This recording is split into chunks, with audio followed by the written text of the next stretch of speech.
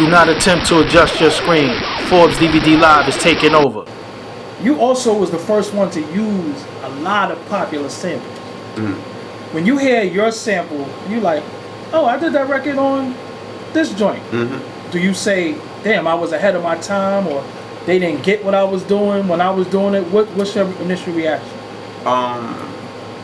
Sometimes it's funny. Sometimes the first thing I ask is, what producer did that? Because a lot of times it be the same producer. A lot of those songs that you hear, do your own research on it. A lot of those tracks that use the same production as me, and bouncing for somebody. It's the same producer for a lot of them. He's a known producer too. I'm like, damn, he might as well work with me then. If he's gonna just you know what I'm saying? He might as well holler at me. But sometimes I see it as flattering, but it's also an indication of how the industry is. Because a lot of people that's on majors, they take from the indie guys because we're the smaller guys. So, and if we say something about it, we're gonna always we really can't win because we'd be like, yo, that dude took my beat or whatever, and it's like, oh, you a hater. Make us a hater. Exactly. So it's like, so I don't say nothing no more. And it's like, hater is the biggest shield for bird niggas. That's a shield because if you whack, you're whack. Yeah. Facts. But you'll be whack and have money, and niggas be like, he's a hater. So it's like, one thing I've learned about this industry is people will paint a picture of you that's not you. Like, and they'll run with that. Like when they were trying to say I was a hater, I was I might have been the richest rapper in Queensbridge at the time. That they were saying I was mad. Yeah. Like and the artists was like, I'm the one who made niggas want to go indie. Like I'm the first nigga.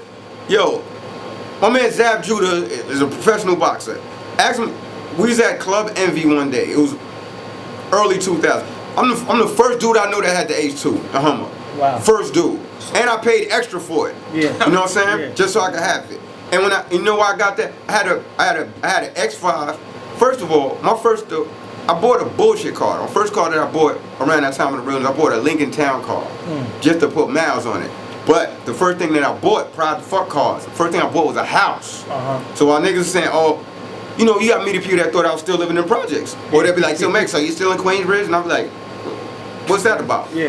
I used to hang in the hood. Yeah. My daughter's, 11? My house is older than my daughter. Wow. So, you know what I'm saying? And it got 3 floors. Wow. You know what I'm saying? So it's like, come on, dogs.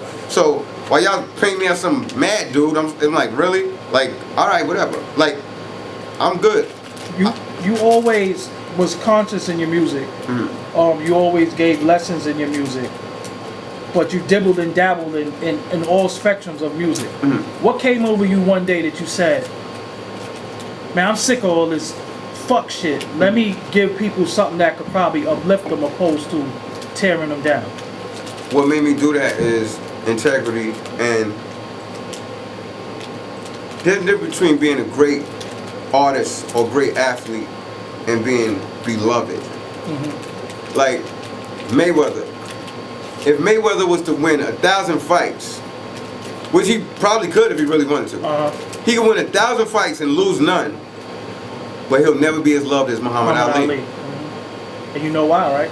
Because Muhammad Ali is bigger than just boxing. And he stood for something Exactly. righteous. He used his talent as a stepping stone to do other things and to help people. There's been times when Muhammad Ali negotiated freedom of hostages, but people don't talk about that or know about that. Yeah. You already know he took a stance on the Vietnam War. Yeah. There's numerous things. Joining the Nation of Islam was the biggest thing. Like, it wasn't popular. It definitely wasn't popular back then. No.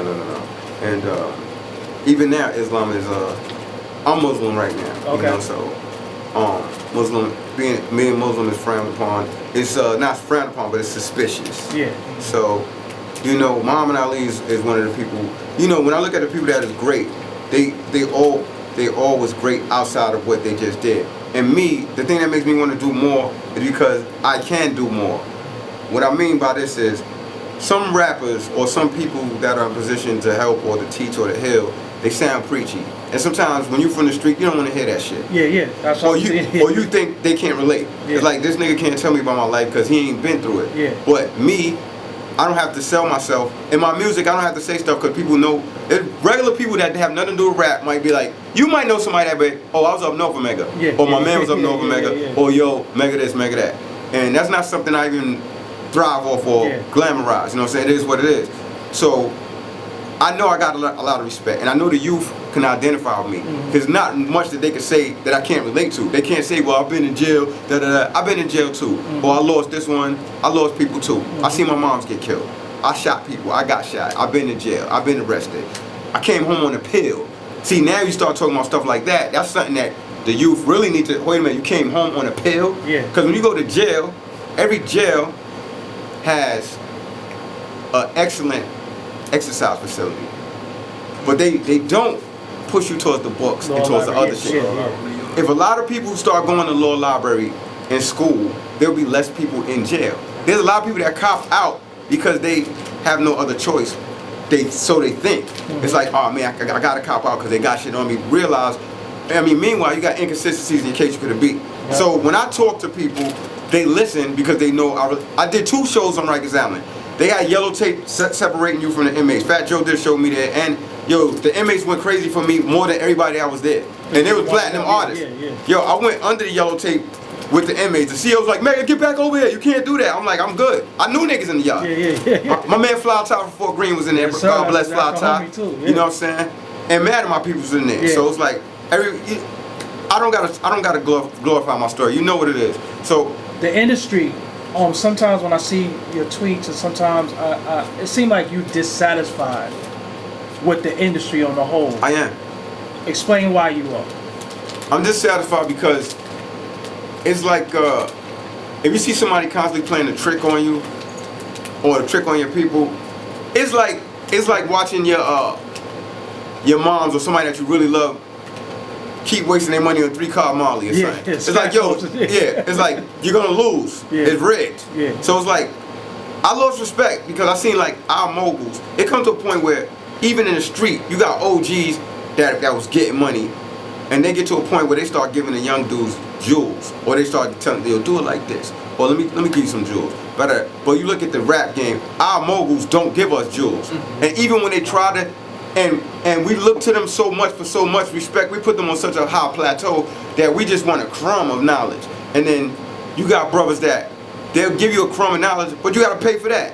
There'll be panels where, somebody will talk, oh yeah, this is how you do it, but you got to pay for that. So everything is like, it's so fake. There's been times when people invited me to how to be a successful independent artist, panels or and say, oh yeah, you just got to pay this. I'm like, you stupid motherfucker, you should have me on the panel.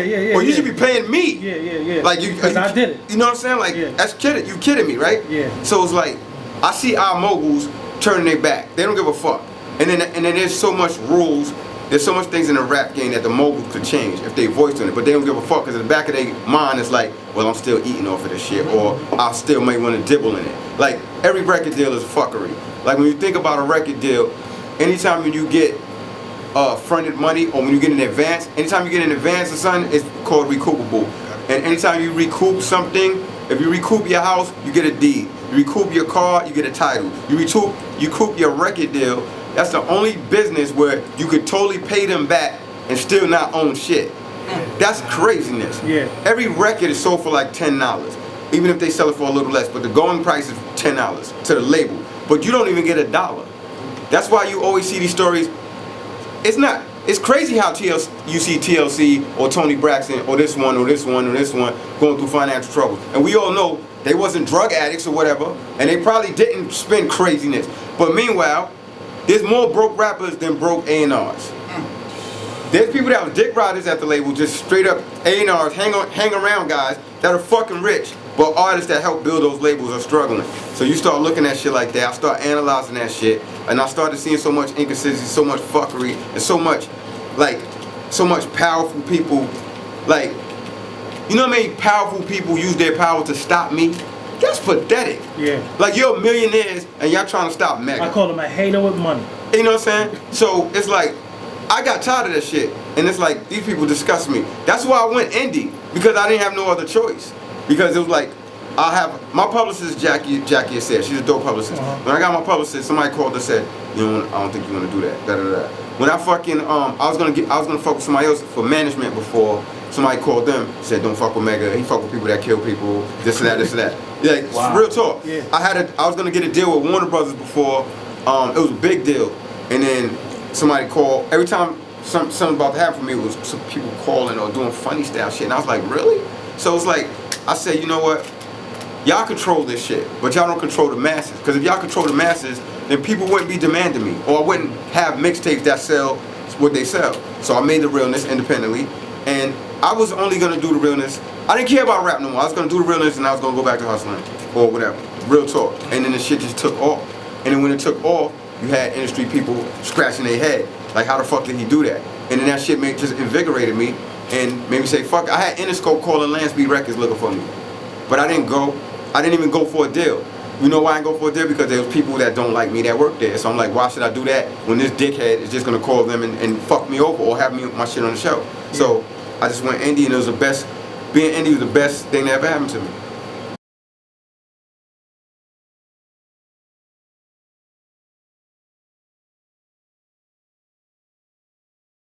This footage is sponsored by GotThatKnock.com, a new website dedicated to the DJs and producers all around the world. On the website, you can find beat making videos, tips and tricks on how to be a better DJ, how to be a better producer. Also, you can find interviews from your favorite producers, your favorite record execs, and DJs all around the world. Log on to GotThatKnock.com.